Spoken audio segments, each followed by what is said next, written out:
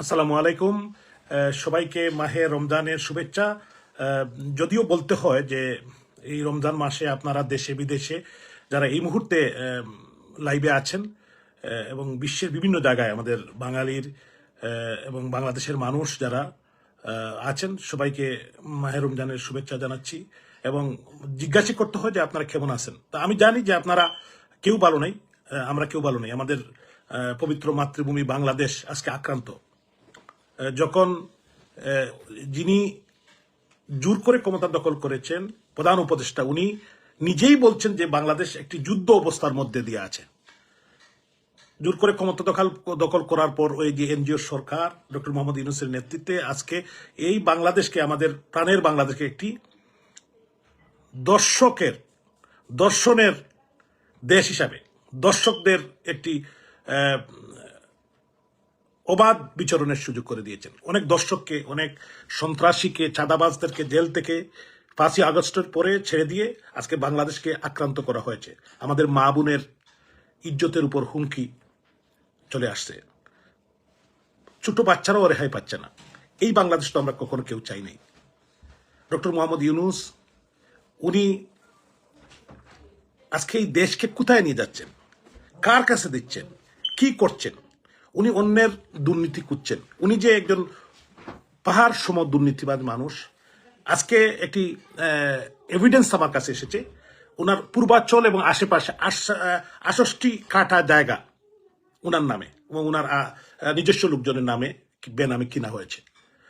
তো এরকম একজন দুর্নীতিবাজ মানুষ, যিনি গ্রামীণ ব্যাংকের নামে হাজার হাজার কোটি টাকা লুপাট করে উনি বিদেশে পাচার করেছেন, ক্লিন্টন ফাউন্ডেশনে টাকা দিয়েছেন, বিদেশিদেরকে টাকা দিয়ে তাদেরকে ম্যানেজ করে আজকে আমাদের যে প্রাণের বাংলাদেশ, যে একটি সুন্দর বাংলাদেশ ছিল, একটি গণতান্ত্রিক পরিবেশ ছিল, মানুষ স্বস্তিতে ছিল, আমরা একটি উন্নত রাষ্ট্রের দিকে যাচ্ছিলাম under the leadership of her Excellency Sheikh Hasina. এই দেশকে একটি ধ্বংসের দ্বার প্রান্তে নিয়েছেন ডক্টর ইউনূস। এটা কিন্তু আজকে যারা 5ই আগস্টে ভুল করে না বুঝে আন্দোলনে গিয়েছিল, আমাদের কমনমতি ছাত্র সমাজের অনেকেই, এই যে মেডিকুলাস ডিজাইন মাস্টার প্ল্যানের মধ্যে যারা ছিল, এরা বাদে অনেকেই কিন্তু অংশগ্রহণ করেছিল। তারাও কিন্তু বুঝেছে, তারাও কিন্তু বুঝতে শুরু করেছে। অনেক যারা দায়িত্বশীল ছিল তারাও কিন্তু বলছে যে আমরা তো এই বাংলাদেশ চাই নাই, আমরা এরকম বাংলাদেশ চাই নাই। আজকে স্লোগান উঠছে, আজকে আমাদের মেয়েরা রাস্তায় নামছে, মায়েরা রাস্তায় নামছে। কারণ হলো যে এই বাংলাদেশকে তারা এরকম বাংলাদেশ দেখতে কোনো সময় চায় না। বিভিন্ন জায়গায় মব জাস্টিস হচ্ছে। একটা ডক্টর অনন্দিতা দত্ত, একজন ডাক্তারের তার চাকরির জায়গায় হসপিটালে গিয়ে তার আক্রমণ করছে।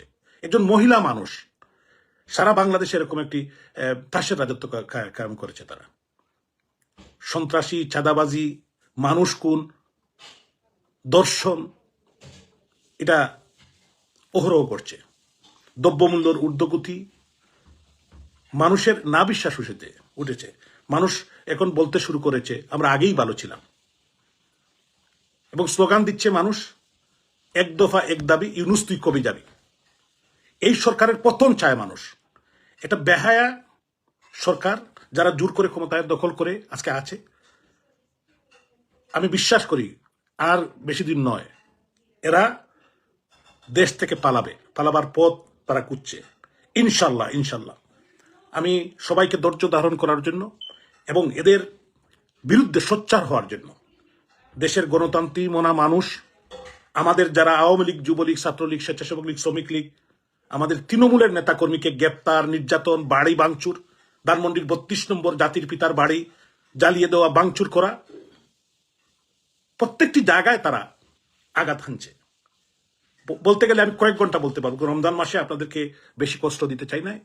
আমি আশা করি এই রমজানের মাসে আল্লাহ তাআলা আমাদের সবাইকে, আমাদের মাতৃভূমিকে, আমাদের প্রাণের বাংলাদেশকে যাতে এই দখলদার মুক্ত করে, এই রেজিম থেকে, এই সুদখোরের রেজিম থেকে আমাদেরকে আল্লাহ তাআলা যাতে রহম করেন, বাঁচান দেশের মানুষকে, এই দোয়াটুকু আমরা সবাই যাতে করি। কারণ আমাদের এই বাংলাদেশ একটি উন্নত রাষ্ট্র দিকে যাচ্ছিল, আমাদের শান্তি শৃঙ্খলা দিল, কিন্তু আজকে কেউর মন শান্তি নাই। যারা যারা দেশের বাইরে আছে তাদেরও শান্তি নাই, যারা ভিতরের মধ্যে আছেন, যারা বিভিন্ন দায়িত্বে আছেন, যাদের সাথে আমার কথা হয়, তারাও কিন্তু বলেন যে ভাই আমরা কেউ কিন্তু শান্তিতে নাই। অন্যান্য রাজনৈতিক দল আমাদের সাথে যাদের মতের মিল নাই, তারাও কিন্তু বলেন যে আজকে বাংলাদেশে কোনো শান্তি বিরাজ করছে না। সচিবালয় বলেন, আপনার পুলিশে বলেন, বিভিন্ন পেশায় ডাক্তার, ইঞ্জিনিয়ার, বিভিন্ন পেশাজীবী, শ্রমজীবী মানুষ, কেউ কিন্তু শান্তিতে নাই। কারণ তারা আজকে একটি অশান্তি সৃষ্টি করেছে সারা দেশে। ডক্টর মোহাম্মদ ইউনূস উনি অর্থনীতিবিদ, কিন্তু উনাকে শান্তিতে নোবেল পুরস্কার দিয়েছে। আমি মনে করি এটা উড্র করে উনাকে একটি অশান্তিতে যদি কোনো নোবেল ভবিষ্যতে দেওয়া যায়, তাই উনাকে অশান্তির জন্য, এই দেশ ধ্বংসের জন্য, অশান্তি সৃষ্টি করার জন্য একটি শান্ত জাতিকে উনাকে একটি নোবেল পুরস্কার দিতে পারে। তো বিষয়টা হলো, আজকে কথা বলার কারণটা হলো যে উনি যে দুর্নীতিবাজ লোক, উনি যে এনজিওর নামে হাজার হাজার কোটি টাকা এনে, এবং উনি প্রথম যেভাবে এনজিও শুরু করেছিলেন, গ্রামীণ ব্যাংক থেকে টাকা বিভিন্ন দেশে পাচার করেছেন, গ্রামীণ ফোন থেকে উনি পাচার করেছেন, এবং বিদেশিদের দিয়ে এই বাংলাদেশকে মেডিকুলাসলি ডিজাইন মাস্টার প্ল্যান করে উনার এনজিও কর্মকর্তা দিয়ে, দেখবেন উনার যে ক্যাবিনেট উনি বানিয়েছেন, 3-4টা ইয়াং ছেলে ফেলে ছাড়া সবগুলোই কিন্তু উনার এনজিও লোক, এবং উনার আশপাশের লোক, উনার কাছের লোক, এবং বিশেষ করে চিটাং অঞ্চলের লোকজনকে নিয়েই, উনার বিশ্বস্ত লোকজন নিয়েই উনি করেছেন। কারণটা হলো উনার আসল জিনিস ফাঁস হয়ে যাবে। অনেক বিবেকবান মানুষ ছিল, উনিকে নিতে পারতেন, অনেক প্রগতিশীল মানুষ ছিল, নিতে পারতেন, নেন নাই। কারণ উনি উনার এই ক্লোজ লোকজনকে নিয়ে এই দেশকে ধ্বংসর পায়তারা করছেন। এই দেশকে একটি গোষ্ঠীর কাছে উনি বিক্রি করার চেষ্টা করছেন। আমাদের সার্বভৌমত্ব রক্ষার জন্য যত তাড়াতাড়ি সম্ভব সবাইকে আমাদের মোকাবিলা করতে হবে। এই দেশবাসীকে ঐক্যবদ্ধভাবে এদের বিরুদ্ধে নামতে হবে। আমাদের মা বোনদের ইজ্জত রক্ষা করতে হবে। আজকে এরকম 1971 সালের মহান মুক্তিযুদ্ধে পাকিস্তানিরাও আমাদের মা বোনদের সম্ভ্রম খেলেছিল। আজকে এই ডক্টর ইউনূসের নেতৃত্বে আজকে কোমলমতি বাচ্চারাও রেহাই পাচ্ছে না। আপনি যদি বাংলাদেশের প্রায় 50% উইমেন, আপনি প্রত্যেকটা মহিলাকে জিজ্ঞাসা করেন, বাচ্চাদেরকে জিজ্ঞাসা, তারা কিন্তু ভীত সন্ত্রস্ত, তারা বাইরে গেলে ভয় পায়। কেউ আমার সাথে দ্বিমত হবেন না, আমি কিন্তু রাজনৈতিক দৃষ্টিকোণ থেকে কথাগুলো বলছি না। এইটা তো আমাদের বাংলাদেশ না, এটা একটি সেকুলার গণতান্ত্রিক বাংলাদেশ।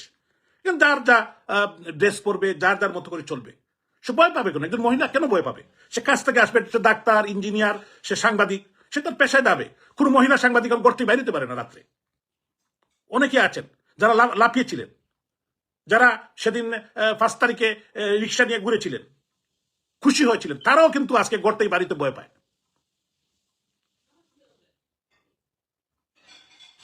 আমি এই কথা বলতে চাই যে আপনারা সোচ্চার হন, এবং এই নারী নির্যাতন দর্শনের বিরুদ্ধে আমাদেরকে সজাগ হতে হবে। আমি আরেকটি নিউজ দেখলাম যে বুয়েটের ছাত্র আবরার হত্যার যে বিচার হয়েছিল 2020 সালে, মাননীয় প্রধানমন্ত্রীর নেতৃত্বে যে এবং নির্দেশনায় সে কোর্ট যে রায় দিয়েছিল, 20 জনের ফাঁসি হয়েছিল, আজকে হাইকোর্ট আবার এটাকে কন্টিনিউ করেছে। আজকে তো অত্যন্ত দুঃখজনক। এই আবরার যে ছাত্র, তার ইয়াংগেস্ট ব্রাদার, সে একটি বিবৃতি দিয়েছে যে 5 তারিখের পরিবর্তন না হলে এই বিচার সে পেত না।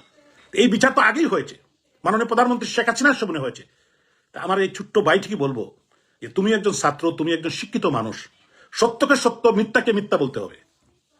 জননেত্রী শেখ হাসিনার সময়ই আইনের শাসন ছিল, এবং তখনই কিন্তু যে কোনো বিচার, যে কোনো হত্যাকাণ্ড, যে কোনো দর্শনের বিরুদ্ধে মানুষ বিচার পেয়েছে। মানুষ জায়গার একটা জায়গা ছিল, যাওয়ার জায়গা ছিল। আজকে কিন্তু জায়গার যাওয়া নাই, আজকে যাওয়ার কোনো জায়গা নেই।